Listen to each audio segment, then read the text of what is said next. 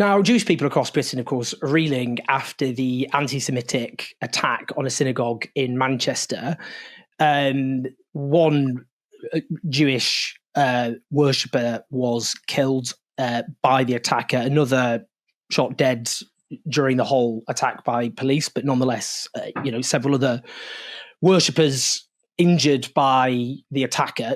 We don't obviously know the exact circumstances in terms of motives, but it's very clear it's an anti-Semitic attack which has caused horror. Now, in the aftermath of that, very swiftly, opportunistically, it's been used to call for the suppression of the movement in solidarity with Palestinians and against Israel's genocide. Now, I'm really honoured to be joined by Emili Stevenson from NAMOD, the incredible movement here in Britain of Jewish Brits who are fighting against the genocide, fighting for human rights, for universal liberation, and in the best traditions, of course, of the Jewish left, which helped build the left. Full stop. Emili, it's great to speak to you. Firstly, love and solidarity. I know this is a horrific time. Hi, yeah. Thank you so much for having me. I really appreciate you having me on. And yeah, thank you so much as well for the message of love and solidarity. It's really appreciated. I mean, can I just start by just giving a kind of sense of the kind of the shock, the horror, particularly given, of course, this is a very important moment in the Jewish calendar. And many people who I spoke to, friends with synagogues, when they found out security officers coming in to alert people. I mean, just what kind of, how would you sum up the kind of sense that many Jewish Brits understand what you're feeling right now? I think a lot of Jewish people in the UK, and this is across the entirety of the political and religious spectrum, feel incredibly vulnerable right now. I think a lot of people feel very shaken. And I think there is, kind of an element of this, inherited trauma, ancestral trauma for a lot of people who are very, very scared about the future of Jewish life in Britain and very scared about the rise in all forms of racism that we're seeing across the UK and are feeling particularly targeted. I think as well the fact that this was done on Yom Kippur, which for anyone that doesn't know, many Jewish people, not even just the ones that are observant all year, but many Jewish people won't use any social media or have access to their phones or computers on Yom Kippur. So will have found out either in synagogue from security officers or from their rabbis, or will have found out turning their phones on after Ne'ilah, which is when Yom Kippur goes out. That's the last service. So it just an incredibly dislocating moment as well to hear about this happening. I just want to talk in the aftermath in terms of some of the comments that have been made. Lord Walney, John Woodcock, who was formerly the so-called kind of extremism czar, appointed under the Conservative government, he used to be a Labour politician, was very quickly on various media outlets saying that the way the likes of Sky News and mainstream outlets portray what Israel is doing in Gaza is uniquely evil and worthy of a level of focus that other dire situations don't get, and that this should be condemned in the aftermath of what happened. I should note Lord Walney was at the forefront of pushing for the banning of Palestine Action, the peaceful direct action movement focused on trying to stop complicity in genocide. But he, and it should be also pointed out, his links to an organisation representing defence firms. I think it's just worth declaring his interest. What do you think about that, Lord Walney, and the comments he made? I think, first of all, it's completely inaccurate. We've seen since kind of the dawn of popular television coverage, there's been a desire for the coverage of atrocities. I mean, we can look back to Walter Cronkite in Vietnam, if he wants an example. And I'm sure people who are around to remember Bosnia and Rwanda were also aware of the rolling news coverage of atrocities there as well. And growing up, I remember seeing footage of the Iraq War on outlets like Sky News. So I think, first of all, to suggest that Israel's genocide in Gaza is getting, an oversized amount of coverage isn't necessarily accurate. I also think it's deeply, deeply disgusting, if I'm honest, to use a terror incident in which 2 people died to further his criticisms of media coverage. It feels, I'm not necessarily saying he's doing this purely because he has an axe to grind, but it feels exploitative, and it feels like somebody co-opting a tragedy in order to to criticize publications for not taking an editorial stance that he prefers. Joanna Mamu is the new Home Secretary, and she said that protest which took place yesterday, and just to be clear, the protests yesterday, emergency protests were called because Israel seized the flotilla of boats which were trying to bring aid to the people of Gaza, to highlight what Israel is doing. And they're basically kidnapped in international waters by Israeli forces. Many of us know people who have friends on the flotilla. Obviously, we'd like to know about their safety and their whereabouts. That includes Jewish Brits, one of whom I interviewed just a few days on this channel. But this was an emergency protest that was called. Now, she said that the fact the protest continued despite the attack, this obviously heinous attack on the synagogue in Manchester, these protests were fundamentally un-British and dishonourable, whilst the Mail on Sunday columnist Dan Hodges, who has previously said that Palestinian children could go to hell, not a misquote, he was asked if hundreds of thousands of Palestinian children could go to hell, if he was happy with that, and he said yes. Now, he said the pro-Palestinian movement has had its chance. It is not peaceful. It is deliberately and directly intimidating a vulnerable minority community. Its marches now need to be banned. No equivocation. He says deliberately and directly intimidating a vulnerable minority. What do you think about the Home Secretary talking about these protests being un-British and dishonourable, and the likes of Dan Hodges saying that this means that all pro-Palestinian marches should be banned entirely in Britain? I think the Home Secretary would do well to open a history book. First and foremost, there is a long history of radical protest in Britain. Protests for workers' rights, particularly. We can thank these people for the reasons that we have 8-hour working days and weekends and don't have to work as children. The suffragette and suffragist movements won us our rights to vote. They were violent movements at times, certainly more violent than the protests last night. I think to characterize them as un-British is particularly worrying, and I think speaks to an increased level of jingoism in public rhetoric that I personally, as someone whose mother is an immigrant, find deeply, deeply frightening. And with regards to Dan Hodges saying that these marches should be banned immediately, I've spoken to hundreds of thousands of people at the PSC's national rallies. I've never been made to feel anything other than extremely welcome. Now, this isn't to say that there aren't people in a crowd of, up to 800,000 people that do hold views that are anti-Semitic.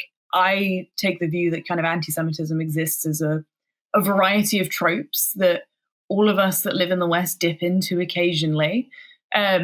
Some more so than others, and some, obviously go on to commit things like yesterday's atrocity. But to suggest that a movement that is calling for the end of Israel's genocide against the people of Palestine, particularly people in Gaza, although obviously, as you know, the situation in the West Bank has deteriorated significantly, casts cast is the wrong word. It needlessly and dangerously conflates Jewish people in the UK with the state of Israel. I'm not Israeli. I have no link to the Israeli government. I have been on Israeli soil once, which was touching down to travel to Palestine. To suggest that marches against Israel's criminal actions in Gaza endanger me as a Jewish person suggests that Jewish people are all Israeli. I think, that's directly in contravention of IRA, which is the definition of anti-Semitism that most organizations in the UK take, and also a definition that I personally, don't love because it conflates Jewish people in Israel. I think there are a lot of commentators who are happy to conflate Jews in Israel so long as it means that they can support the state of Israel, and they don't consider how dangerous that is. I think you've just raised such an important point there. I mean, Zach Polanski, who's the new leader of the Green Party, who himself is from a Jewish Mancunian community, and he said on Sky News that we need to not conflate the Jewish community and the ongoing genocide in Gaza. You can be both be absolutely clear that anti-Semitism, Islamophobia in our country is totally unacceptable, and you can stand against the genocide and our government's complicity. I mean, you mentioned that the IRA definition. There was huge controversy over the IRA definition for the reasons you said, in terms of how it can be used to stifle legitimate critique, even before the genocide of Israel's subjugation of the Palestinian people.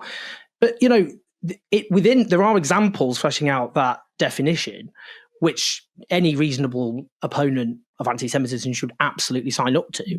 And one of them is accusing Jewish citizens of being more loyal to Israel or to the alleged priorities of Jews worldwide than to the interests of their own nations, which is absolutely anti-Semitism, and holding Jews collectively responsible for actions of the state of Israel. Again, obviously anti-Semitism.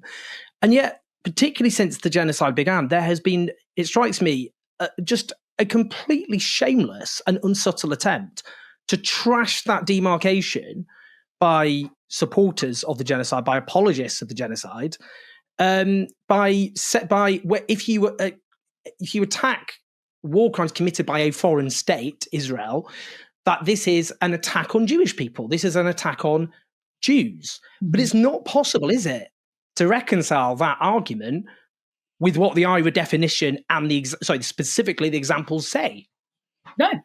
To put it plainly, no, it isn't possible to reconcile that. I think people labor under the misapprehension that if they back the Israeli state to the hill, then they're off the hook for anti-Semitism, to which I say, there are plenty of examples of Christian Zionists. I'm thinking particularly of people like John Hagee in the US, who have said John Hagee, and this is on the record from him, once said that Adolf Hitler was born of a race of murderous half-breed Jews, and that's a direct quote from him. He loves the state of Israel because it's a violent ethno-state, and in his, theological worldview, putting all of the Jewish people in Israel means that, the second coming of Christ will come about. I don't think that means he isn't an anti-Semite, but it seems that there are people in our community that are willing to meet with him because, for whatever reason, his support for the state of Israel overrides his violent supersessionist belief. Mm-hmm. So my cat there trying to get involved. I think he's always wanting to contribute to these debates. So I'm interested in your thoughts on this. So Phil Rosenberg is the president of the Board of Deputies of British Jews. Now, that's the communal organisation which is there, officially accepted as the communal representation of Jewish Brits in Britain, obviously. And he's argued that the pro-Palestinian demonstrations are guilty of latent anti-Semitism and sympathy for terrorism, and he wants the government to take action. Now, I wonder how a way through this in terms of what then happens, because the argument will be made that if the government has to listen to a minority which does suffer anti-Semitism, I mean, that anti-Semitism is real and is growing. There should be no dispute about that. But the argument will be made, well, it's contempt towards Jewish people if their communal organisations are ignored and the views of Jewish Brits ignored, and that's why this clampdown needs to happen. And anyone who disagrees is therefore showing contempt towards the views of Jewish Brits. So what would you say to that? What's the kind of response to that? I mean, I think the first thing I would say is that I would disagree with the Board of Deputies being the voice of all British Jews. The Board of Deputies, I mean, this is a very unfun fact. The Board of Deputies didn't have a single Ashkenazi president until the 1920s. The BOD was founded in the 18th century. The board itself is comprised of deputies who come from synagogues, which means that Jews who aren't affiliated to synagogues or Jews who choose to not attend synagogues aren't represented. And, there are large Jewish organizations that aren't represented by the Board of Deputies. I mean, I don't think Namod would necessarily want to be on the board, but we are the largest Jewish anti-apartheid organization in Europe. And we have no representation on the board. So what I'd say is that the BOD represents a very specific portion of the British Jewish community. Now, I obviously have sympathy for anyone that feels particularly targeted or frightened. But what I would say is that many of these people have never been in pro-Palestinian spaces. Many of these people have never even spoken to a Palestinian before. And the fear that they feel, this kind of this fear reaction, is often being driven by anti-Palestinian racism, be it implicit or explicit. I think obviously we need to listen to the opinions of all Jews, but that means listening to the opinions of all Jews, not just the ones that are being represented by Phil Rosenberg. And that's a really important point there, because even saying anti-Palestinian racism is just not on the agenda. It's not described. And then, it's obviously, because the argument then you sometimes get is the left will listen to the lived experience of all minorities and then make an exception here. But of course, every minority should have that. As I'm gay, you should say, well, listen to gay people on this. But without that, then just erasing another minority, because obviously you can't, the argument then is if you show solidarity with Palestinians, then in some form, that's then often defined by this particular faction as being somehow anti-Semitic. But that's anti-Palestinian racism, isn't it? Because it's saying that Palestinians become a subset of a discussion about anti-Semitism when they're a minority with obviously their own rights. It's very reminiscent of the ways in which transphobes use misogyny, which is real and dangerous and on the rise, to criminalize trans people and criminalize pro-trans protesters. I think it's a comparison that's kind of been underexplored, but is very, very evident in British politics. Just one other thing I wanted to ask you about, and that is something I worry about a lot, and that's the general trend towards authoritarianism. I'm not trying to say there's some glory, some golden age of freedom and so on in the West. That's obviously not true. But, you can see in Britain, anti-protest laws, a battery of them have been introduced by conservative governments. The British government banned Palestine Action, a non-violent direct action group, which got criminalised after throwing paint at some military planes, red paint, and put on an equal footing with Al-Qaeda and ISIS, with a prison sentence up to 14 years if you express support for them. Up to approaching 2,000 people have already been arrested. And they're supposed to, a protest tomorrow organised by Defend Our Juries, with people holding placards opposing genocide and support Palestine Action, which is now being, the Met demanding that they call it off, given that what's happened. And in the United States, we saw how pro-Palestinian protests were demonized, including by people who call, Democrats, centrists, moderates. But that was then used by Trump and Trumpism as for a broader authoritarian assault. And we also saw with Charlie Kirk being assassinated, how that was then used to say that any critique of the Trump regime is therefore incitement to violence. And it's similar. It's just what do you think about it? It seems very disturbing that we've got, because we might have a Farage government in this country, things are already, kind of authoritarian foundations already being laid, which he can just go wild with. What do you think about this particular, the response to this, just in that context of protest being criminalized, being stigmatized, being treated, critique of whether it be authoritarianism in America or of Israeli war crimes is seen as incitement to violence? What do you think about all of that? I think it's incredibly worrying. I feel like we're sleepwalking into an attack on our civil liberties that hasn't been seen since, the likes of McCarthyism in the 1950s. What I will say is that I think a lot of kind of the general commentary out when they talk about kind of the rise in authoritarianism, and I'm thinking of kind of hand-wringing centrists and liberals when they talk about this, kind of forget that Muslim communities in Britain particularly, but also, non-Muslim Arab communities, the Black community, kind of communities of colour more broadly, have already seen an enormous uptick in surveillance. I'm just thinking about, the use of facial recognition technology on Notting Hill Carnival, which interestingly wasn't used at the Unite the Kingdom rally, which was the largest far-right rally, at least in my lifetime. So I'm deeply concerned by it, and I'm deeply concerned by the very specific application of these laws to specific protest groups. If you look at Palestine Action's aims, they're surprisingly conservative with a small c, right? Like, they're just saying that Britain should uphold international law.